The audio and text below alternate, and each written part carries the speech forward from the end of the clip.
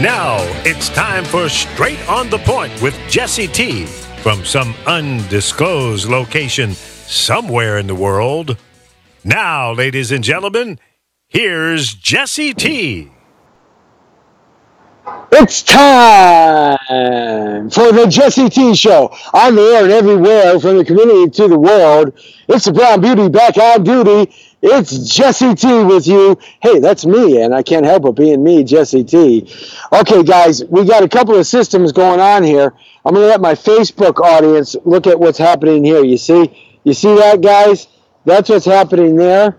And the YouTube, Instagram, Power of Voices, Facebook, Jesse Torero audience. You see what's happening there? Okay, so we're doing this kind of a funky old way today. My Facebook.com/Jesse Torero, guys, over here on this side that I have you on. I'm gonna have you guys go over to YouTube channel Jesse Torero.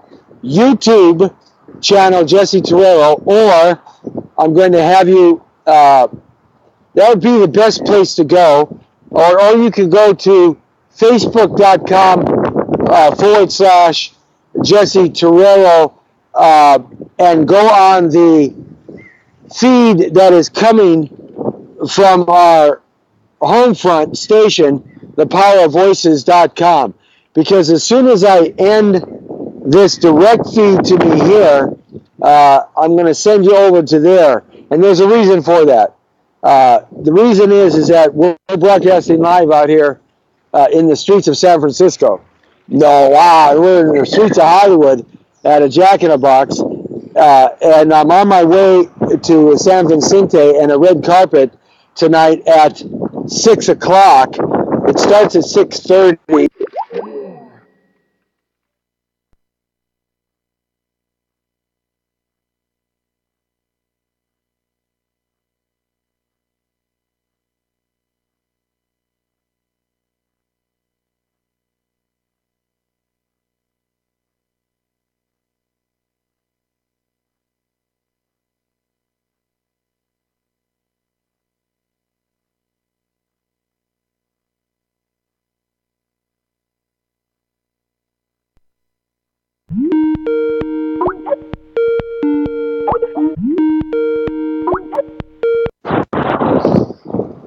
Okay, do you see me there?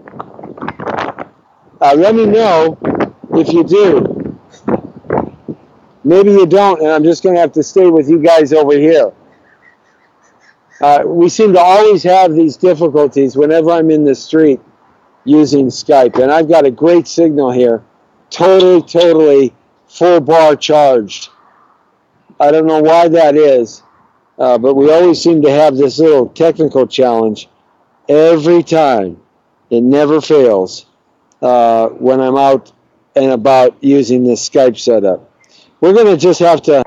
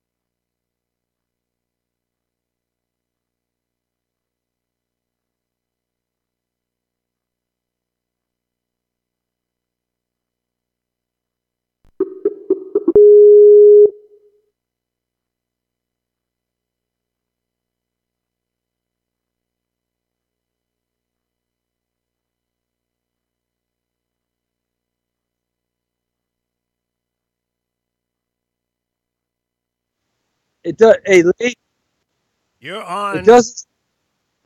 It always goes off, and it doesn't seem to be working. It's your internet connection. Hey, I got full bar internet connection, full bars, Well, and according to the Skype, it is not full bars. yeah, You got some it's just interference there. we always seem to have this problem with Skype, man. I don't know. We gotta figure out another system that'll work a little more efficiently and not mess up like this all the time. You're on the air, bro. Oh, I know that, but they can just watch what we're doing right now. Um, uh, I know I am, but I'm going to lose you anyway. I know I'm going to lose you because I'm going to move. I'm going to get in the car and I'm going to get driving here. Hey, I don't. The folks are seeing the background stuff, right here in front, so that's cool. But I'm going to get in the car, and the minute I start rolling, I'm going to lose you. Well, there's nothing we can do about that. It's all based on your connection. Your cell phone connection is the first factor, and then whatever Skype is doing is your second factor. So those are the things you're competing against. Okay.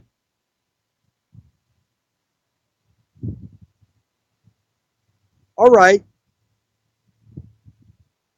Well, there's not much I can say there, is there? No, do your show for as long as you can. I mean, I can't do anything about it. Okay. All right. Well, it's just so frustrating to me sometimes, drives me crazy. This technology, we get such a slave to the technology in our world today, and when it doesn't work for you, it's just like it sends you into a loop. It's crazy like that. I mean, it used to be when you made a telephone call, you could make a telephone call and you always knew your telephone call was never going to drop out, right? But now you make a telephone call from someplace and you're driving down the road and all of a sudden you're mid-conversation about something really spectacular or something really important and the phone drops out and it takes you 10 minutes to get somebody back up. We've relied on an inferior system here that they've sold us a book of goods here that doesn't really work efficiently like it should, especially here in America. I don't know if you guys know, but like in the African continent and India and stuff, they got systems that are so much better than ours because they didn't have really any infrastructure with the telephones and the cables and the wires and all that. They just kind of went to cyber optics immediately and satellite. So they got a much more efficient system. It doesn't drop out like we drop out here. But this stuff drops out and it drives you absolutely insane. Well, anyway, so there's my dissertation and my monologue. Fiber optics is one thing, but cell connection is another. You can't have fiber optics while you're driving in your car or walking down the street. Yeah, that's a hardwired connection. So well, you're doing even the cell connections in some of these third world countries is better. Even these cell connections is better than ours. We're not there, dog. So you got to make the best of what you got. What you got to understand too is you're putting 720 high definition video through your phone connection, and hey, it is what it is. Yeah, that's true. Yeah, well, gosh darn it, it should be better, darn it. And I want it to be better. And plus, you're on that Sears and Roebuck connection, so what do you expect? I want it to be better. I don't care. I want it to be better. I'm going to throw a temper tantrum. I want it to be better.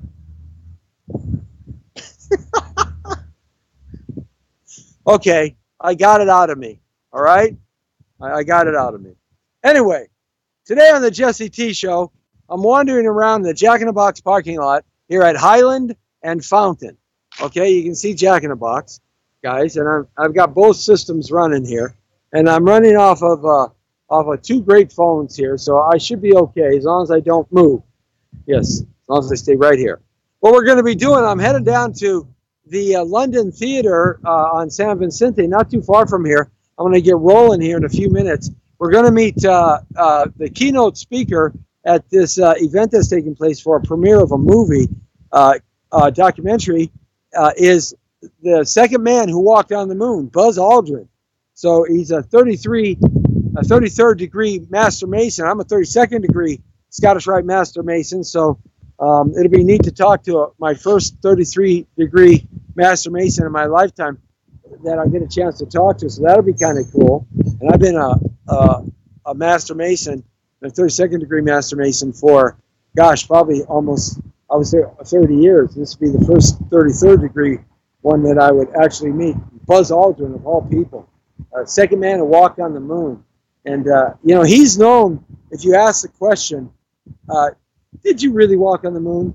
For punching reporters in the nose when they ask him that question. But I'm going to ask him that question, but I'm going to frame it a little bit a different way.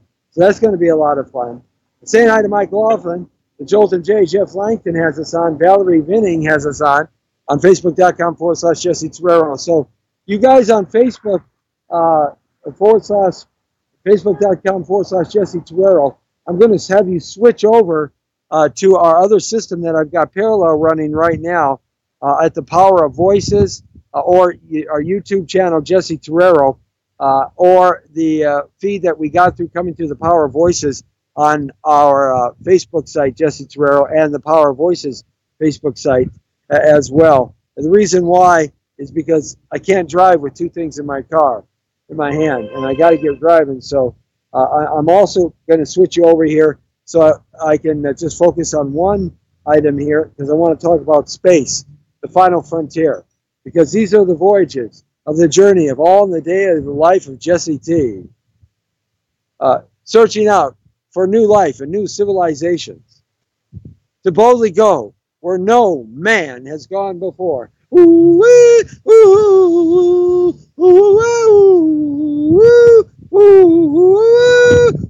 Okay, yes, that's my rendition of the original Star Trek opening, the famous and best sci-fi feature ever written by human beings. Oh, man. Yeah, I always wanted to be a little bit like Captain Kirk and a little bit like Spocko. Actually, did you know that Spock, being a Vulcan, has an evil Jesuit presence in him? Oh, I got to tell you about that whole monologue. I came across some research, and I've been studying it, that his Vulcan, split finger and Vulcan and all that stuff has an underlying Jesuit message in it that they were propagating us at a subconscious level. Yes, we're working into conspiratory land today. So, all right, so it's good to have you guys along on Facebook.com/Jesse Torero. In just a few minutes, we're going to be getting out of here. Hold on, let me see what time it is. Yeah, I'm going to be jetting right now because I got to do a press check-in at 6 o'clock, and we're going to have an interview and get on the red carpet. The second man who walked on the moon. This is such a terrific, exciting time. Buzz Aldrin, the second man on the moon. Neil Armstrong, of course, was the first man on the moon. I remember as a kid watching this. It was just so cool and exciting with that black and white, real fuzzy picture. Of course, there's a lot of conspiracy. A lot of people say we never went to the moon. It was done in a Hollywood studio in Area 51, and that's what Stanley Kubrick said on 3 months before he died. He basically said that, but we're going to ask Buzz Aldrin about that. And also, I'm going to ask Buzz Aldrin if he can get me on President Trump's Space Force. I want to get on the Space Force. I want to be a Space Patrol. Heck, I'll be a janitor on Space Force. I'll wash windows. I'll do the Jesse T show, the high energy show. Yeah, I'll do that on Space Force. I'll do it live on Space Force. That's right. Yes. Why not? Yeah. Or we'll do the red carpet. We'll do film premieres. I just want to do Space Force. I want to have a patch that says United States Military Space Force. I could pass a DOJ check and get top secret clearance. I talked myself into the White House once. Literally, I did, through the front door. Many of you know that story. But, so we're going to talk about the Space Force. We're going to talk about space. We're going to talk about, time travel. I'm going to ask him some cool questions and see what his responses are. So, Buzz Aldrin, I'm going to ask him, what was it like to walk on the moon? What was it like to be launched out of a V5 Saturn rocket with all that power? What was it like to be on that little lunar module that had aluminum paper between him, Neil Armstrong, and the outside? So it's going to be a lot of fun. He's a keynote speaker. Hopefully we'll have the opportunity to get a chance with him. Edward Losey's going to be out there, one of the greatest PR guys ever in the history of Hollywood. So he's going to be out there. That's his new client, Buzz Aldrin. But it's about a premiere, A Moment in Time. It's a documentary about something called A Moment in Time about space. So I'm going to invite you guys to Jeff and Mike and Izzy. Go over to YouTube. Go over to YouTube channel Jesse Terrero right now, or go over to Facebook.com/Jesse Terrero, but switch formats. And instead of taking this Facebook feed directly from me, take the Facebook feed coming through our system. It'll say Jesse T Show on the bottom, the Power of Voices, and our phone number, and you'll see a screen with a black background. So I'm going to switch you guys over to that right now, and let you guys check it out that way. All right? So I'm going to get out of here, jump in the car. You're going to stay with me, and the journey begins. All right, so hopefully we'll be able to keep this connection on Skype as we drive. And then we're going to be back on Facebook.com/Jesse Terrero directly at 6:30 to do the red carpet for you. So complicated, fun, and exciting day here. Jesse T, all in the day of the life of yours truly. Dan, the man is not feeling well today, so prayers go out to him. His legs are kind of sore, so I'm hitting it by myself. The Brown Beauty is on duty, all right? So I'm going to say bye to you guys over here. Switch over right now. Okay, there we go. All right. Okay. All right, so it's just you and me here. Hey, you see the green dragon right here? Okay? You see the green dragon right here? Let me plug this in. Let me plug my headphones in here. Get better headphone sound. You see the green dragon? I'm selling that car. The green dragon is for sale. It's a 94 Mercury Sable, loaded. I bought it in 1998. I've had it 20 years. It's basically been a garage car. I only drove it once in a while. About 6,000 miles a year, that's it. And I'm dumping this car. I want $1,500, but I'll do an OBO, best offer. So anybody who wants to buy this car, give me a call at 818-800-1343. Yes, I'm selling cars now for a living. That's the Green Dragon. It's fully loaded, air conditioning, heater, AM/FM stereo, great seats, perfect interior, perfect outside, perfect running engine, tranny, good new tires. Everything works. Everything works just like a drive off the showroom floor. So the Green Dragon is for sale, and I want to sell it to you. So if you need a great car that'll get you around, pretty good gas mileage, about 25 to 30 miles a gallon, and it's just it's a cool car, man. It's so smooth, and it's a electric vehicle in 1994. So I've been really happy with it, and I take it out once in a while. So that's for sale. Give me a call at 818-800-1343. 818-800-1343. You asked me what's that on top? That's my fruit punch from Jack in the Box.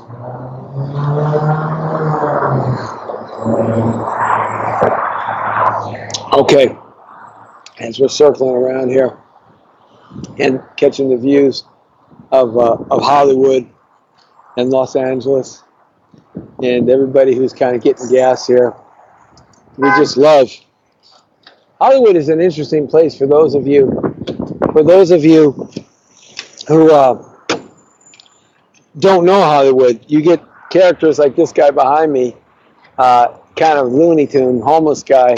He's kind of that third that I talk about that are going to have a real hard time getting off the street here in Los Angeles. There's a third of people in homelessness that got thrown on the street for some tragic affair, and they get off in about 18 to 24 months.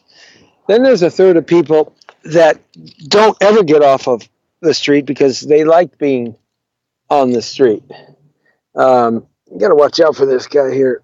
Always got to watch out for people when you're in Hollywood. Looking left and right, your head on a swivel, on a 360.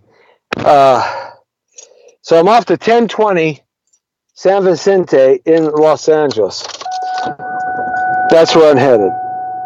So I'm going to dump this fruit punch because I'm not going to be able to drink it while I drive, and I shouldn't have got it anyway because it's got sugar in it. I'm trying not to eat or drink any sugar, but I needed to get something there. Hold on a second, guys. Let me plug this in here. All right. Make sure I got enough juicing up everywhere. Okay. So, uh, um,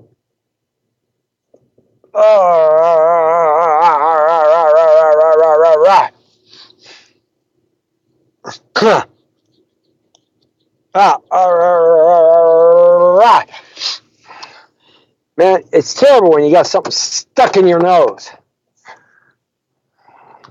Okay, so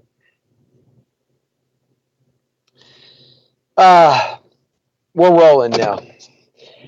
So let's talk a little bit about what's happening here. And there's a third of people that are on the street, like this poor soul.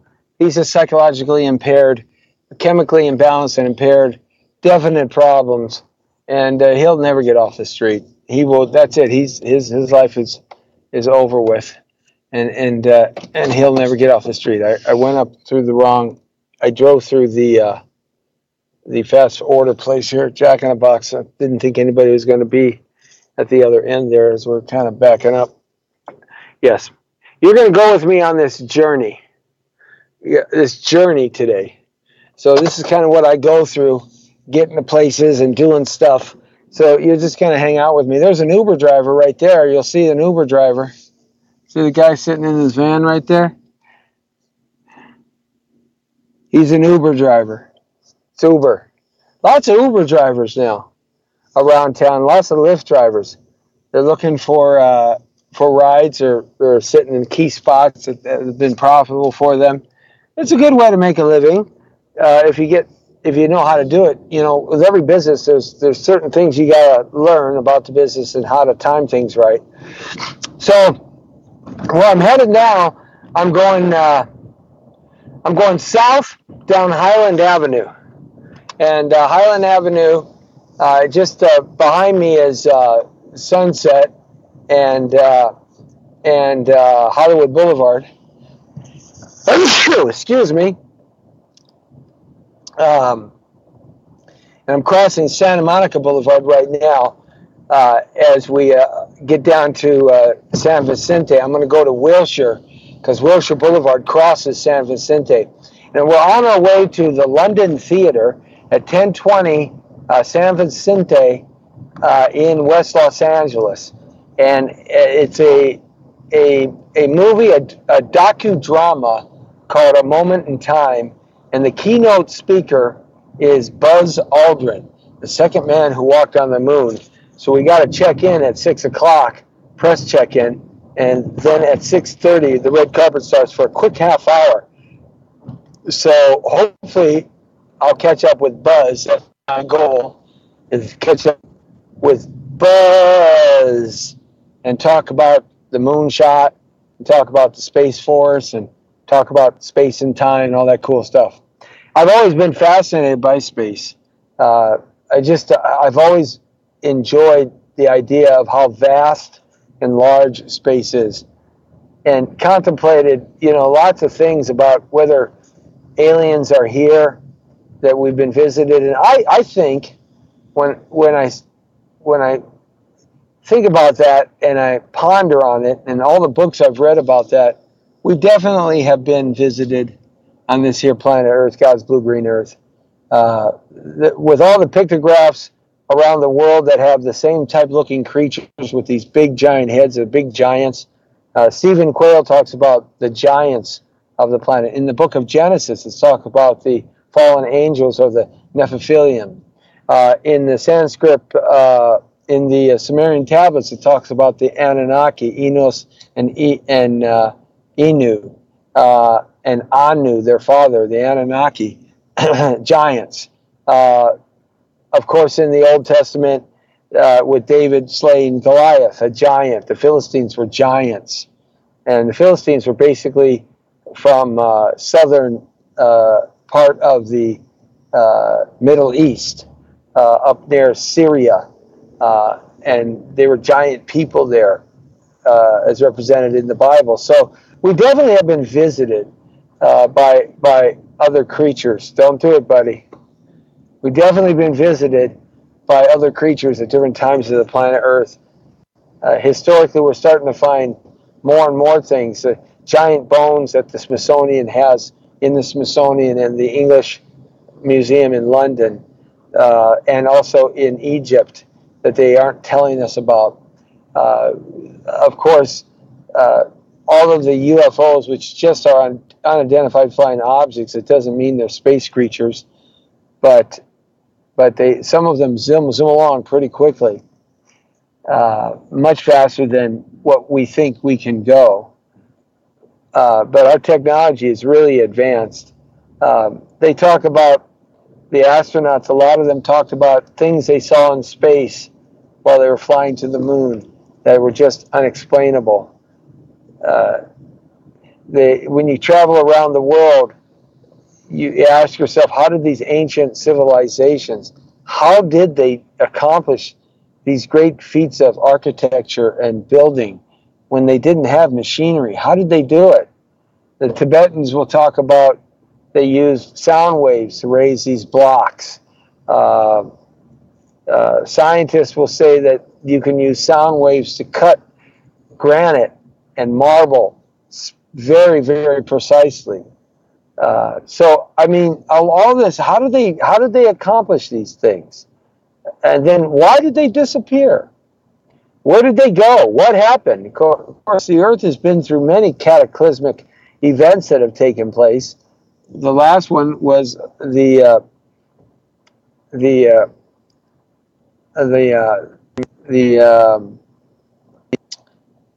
most of the planet was frozen. You had the Ice Age, and that ice came down here in North America, literally almost all the way to Texas.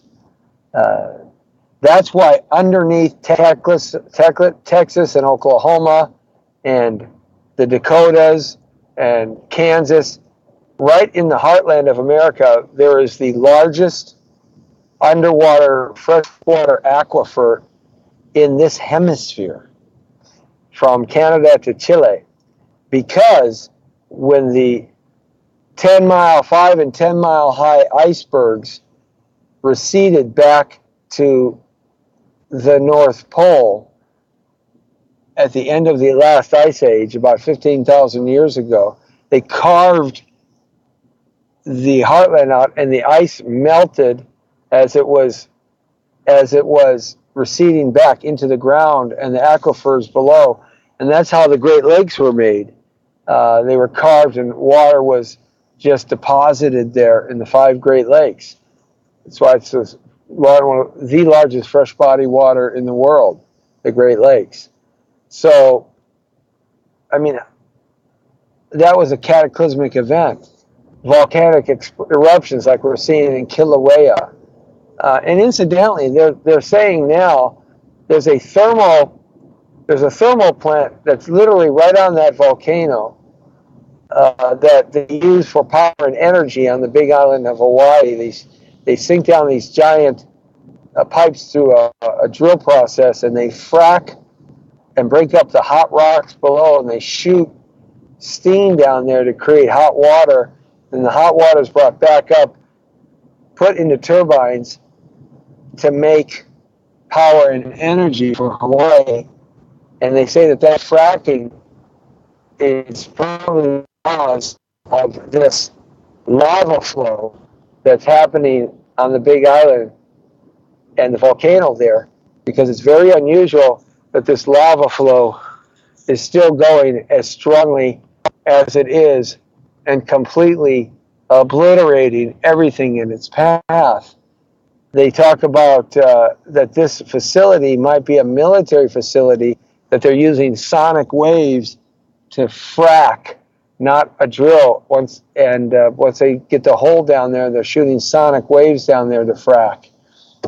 And that's causing tectonic plate movement, and it's causing these volcanoes to erupt more violently and spill more lava out, and more lava is flowing than what would be necessary. That's a cataclysmic event if the rim of fire around the Pacific Ocean were to all go up.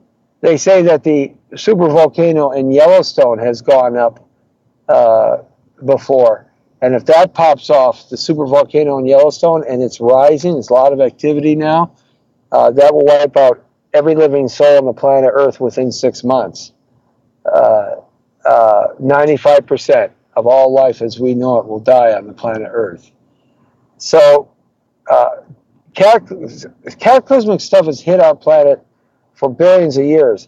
I don't believe in evolution in the way it was taught. You can't go from monkey, from chimpanzee to human being, and from ape to Neanderthal. You can't do that. I'm sorry, I don't buy that. Never did. But then I don't buy the creation theory either, completely. I think it's a combination hybrid of the two. I mean, all of a sudden we developed out of this milky muck into a single cell organism that over millions of years learned how to split and learned how to split. And then we came from flying birds and the mammals. I mean, there's no logic to that to me. Never really has been. Anyway, it's just a theory. That's all it is. Even Darwin questioned his own theory at the end of his life. So there's lots of things that have wiped out this planet Earth, but yet civilization, as we know it, has always bounced back. Did we have some help from space? They are trying to find some communication with those big giant radars down there in South America, those dishes. Of course, Voyager 1 sent out with a gold disk of our planet. Stephen Hawking said, you better be careful what you ask for. We probably shouldn't want to meet aliens because they're going to be definitely more scientifically and sophisticated and have power and weapons and understandings that we can't even fathom to understand. Maybe we don't want to meet people or entities out there coming to the planet Earth. Maybe we should be a little more quiet and like our little corner of the Milky Way and just sit down and shut up, sort of like the Democrats. That's what they should do. Sit down and shut up and just enjoy what's happening on the good side. But when you think about that, you say to yourself, "Yeah, there are." It's hard to look up into the stars out in the desert and just understand that the farthest star is 15 billion light years away that they can see with the Hubble telescope. 15 billion light years. That's beyond. It's just beyond your ability to master the distance of that. Even if you went at the speed of light at 687,000 miles a second, you couldn't traverse even our own Milky Way galaxy in any kind of time that would allow you to still be alive. Unless, of course, time slows down for you and speeds up for everybody else. When you approach the speed of light and break that barrier, Einstein said time slows down for you. But to think that there's no creatures of intelligence, maybe not creatures that we understand, they may not have arms and legs, it may not be a creature that has a head like we have it. But to think that there's nobody there and we're the only ones, I think it's kind of selfish. Or maybe we are just that unique, that we are the only ones. I sort of think that there's got to be more. And I think they've been getting us ready with films and movies over the decades to get us ready for this awakening that we're about to have. This meeting of people that we're about to come through. Okay, I'm lost. That figures. All right. Jesse T's lost. All right, so what do I got to do? I got to figure out where I'm going. I think I went too far. I haven't crossed San Vicente yet. Yeah, so I got to go. San Vicente's coming up. John Mione's Mega 92.3 used to be up here. I used to come here every day and go to work.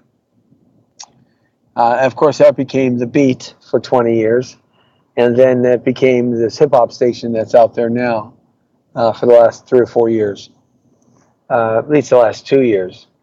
So, yeah, I got to cross to San Vicente. That's right. It's not on Wilshire. It's on San Vicente. You got to get there, too. They said that check-in time was 6 o'clock. So it's 5:49. I'm not going to be late. I'm not going to be 10 minutes late. That's it. I'm just not going to be 10 minutes late. So I better hurry up because I still got to go past the La Brea Tar Pits, which is coming up here. You ever been to the La Brea Tar Pits? It's kind of cool, the La Brea Tar Pits. Let me change the camera angle here and see if, no, I won't be able to change it in Skype. That's right. So the La Brea Tar Pits are kind of cool. This goes back to the end of our ice age and a little farther back when there used to be elephants and tigers and lions and bears, and giant sloths. There's the La Brea Tar Pits for those of you who've only heard about it.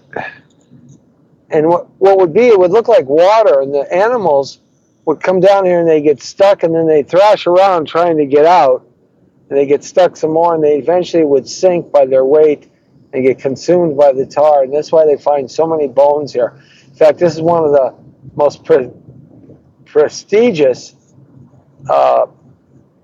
areas in the world where they pull out more prehistoric bones than just about anywhere else. This is a big museum, the Art Museum here in Los Angeles, and they're building this cool building. Look at that cool building across the street. Is that pretty cool? That's that building there is the Peterson Car Museum. This is where Biggie Smalls was murdered with a drive-by shooting right there on Fairfax as he came out the door from an event that was taking place, a record party event, I believe the debut of his last album, and he was murdered right out here at the Peterson Car Museum by a drive-by murderer. They never really found it. Right there, right? Literally right there. That's where he was zapped. So we're traveling down Wilshire Boulevard. That's what we're doing. And we're coming up to San Vicente here in a second.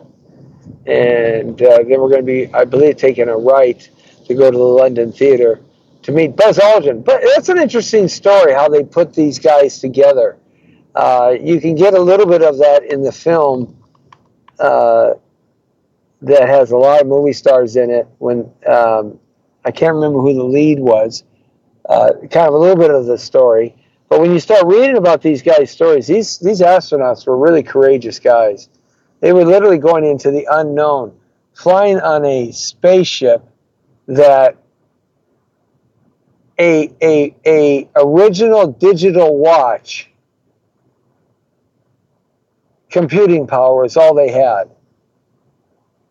They did everything in an analog kind of way with a slide rule.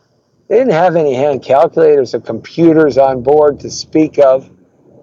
And they flew this thing to the moon. It's a fascinating story on the technology that they used during that day, of what they didn't have compared to what they have today. I've always thought that we never left the moon in 1973. I always was one. I'm going to ask Buzz Aldrin about this. I don't believe we left the moon. I believe that we have bases on the moon that they're not telling us about. I also believe that we've been on Mars, too, for some time. Because of Eisenhower, there's a declassified top secret paper that Eisenhower actually met 3 times with creatures and aliens from another galaxy, another time. This is the building that 92.3 Giaminoti's making 92.3 up on the 20th floor. That's a building that I used to work at in the early 2000s. And did the Giaminoti's thing. Okay, we're coming up to San Vicente here. If we cross San Vicente, we get into Beverly Hills. So I'm going to be looking for an address. We're in the West LA side right now. And that's kind of what I do. I'm always looking for someplace that I got to be at. And I'm trying not to be late to this, and it's 5:53. And they said mandatory check-in time is 6. All right, you're on the Jesse T Show. Just kind of meandering along here, getting to the big thing that's happening at 6:30 on the red carpet for a movie called A Moment in Time with the keynote speaker Buzz Aldrin, the second man to walk on the moon. Real excited about meeting him and getting him on the Jesse T Show. So we're going to be bringing that to you live here at 6:30. 6:30 to 7 is the red carpet. So let me flag an address here, 640. I used to study with a guy when I went to law school. He lived over here. I used to study with a guy here. Okay, that's 580. Why is it going down? It should be going up. Yeah, okay, that means I got to turn around. That's what I got to do. I got to figure out where I'm going. Okay, that's 570. West LA. I wonder if it crosses. Now this is where GPS comes into play. It's helpful because it can help you zero in on a place. I can get to any place by myself without GPS, but it's all. This is where it becomes kind of helpful because it allows you to zero in on some place, and that's kind of cool. But first, I got to get out of here and go to my email and get my confirmation. So I'm going to pull in right here where the bus stop is. That's what I'm going to do because I can't do these 3-4 things at once. I'm pretty good at driving, talking, holding the phone, drinking, and looking for addresses all in the same time. Not bad with that. Yes, an exciting show today on the Jesse T Show. But it's going to be exciting later on, I'll tell you that much. It's going to be real exciting because we're going to meet Buzz Aldrin, the second man who walked on the moon. Oh, man, how many times do you get a chance to do that in life, right? So 1020 North San Vicente Boulevard. So north means I got to go down and up. Okay, so I'm at 500, so it must be on the other side of Cedars-Sinai Hospital and the Beverly Hills Beverly Center and the Sofitel Hotel. Yeah, because we're at 400. These are all things that we come to a lot down here when we do premieres and red carpets and fashion shows and stuff like that when we're down here. Traffic is just insane in Los Angeles. Can't wait till we get hovercraft or something to zip us along a little bit faster than what we're doing right now. So I've always wanted to travel in space. I think that would be like one of the coolest things in the world, don't you think? I think it would be just like so fun. Okay, San Vicente North. This is where I'm going. Okay. Yeah, I'm here now. I'm here. The old Hard Rock Cafe used to be here. I wonder if it's at the old Hard Rock. Huh. Right here, there used to be a nightclub in the disco era of the 1970s called the Odyssey. And the Odyssey is where they shot the film Thank God It's Friday. That was the answer film to Saturday Night Fever. That was a West Coast version of the East Coast version of disco and dancing. This was the West Coast. Thank God It's Friday. Donna Summer starred in the movie here. It's a great club to go to. Very expensive club at the time. It's a big giant dome. It was right there, the Odyssey nightclub. And there used to be a Fat Burger across the street. We used to go there and pick up on old chicks. Of course, you see, in 1976, I was 16. But I had fake ID that said I was 21. And so I would go to these nightclubs that were 21 and over and try to hook up with 22 and 3, 24 and 25-year-olds. Yes, old chicks.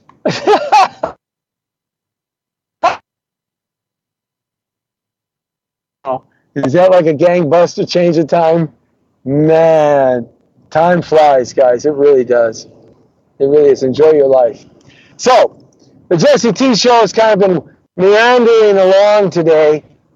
wandering along all in the day of life of yours truly, Jesse T. It's sort of what I do all day long. I know it's kind of crazy, but I'm either looking for property or looking for an office or looking for a client or looking for a place I got to go do an interview or looking for somewhere I got to go to a TV station or a radio station or I got to go interview somebody for an article I'm writing or I got to go to a red carpet premiere. I'm always looking and driving and looking. Hey, I want to sell the Green Dragon. Beautiful 94 Mercury Sable. Beautiful car in great shape.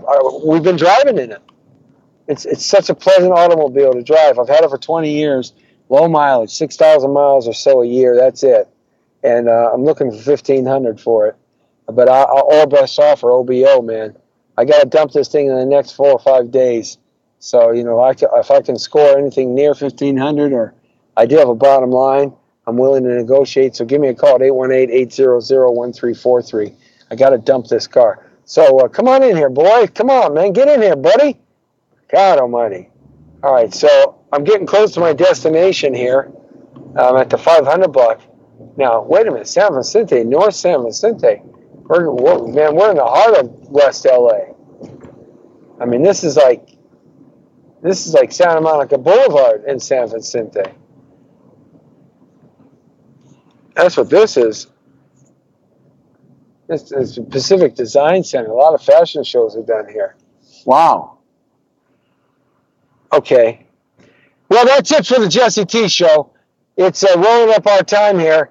I gotta focus on getting this place, checking in, and getting my spot. I'll be back with you on Facebook.com/Jesse Terrero here as we broadcast live for the second version of the Jesse T Show, live on the red carpet with the second man who walked on the moon, Buzz Aldrin.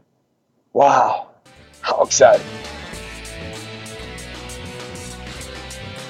The Rare Beauty's off duty. See ya.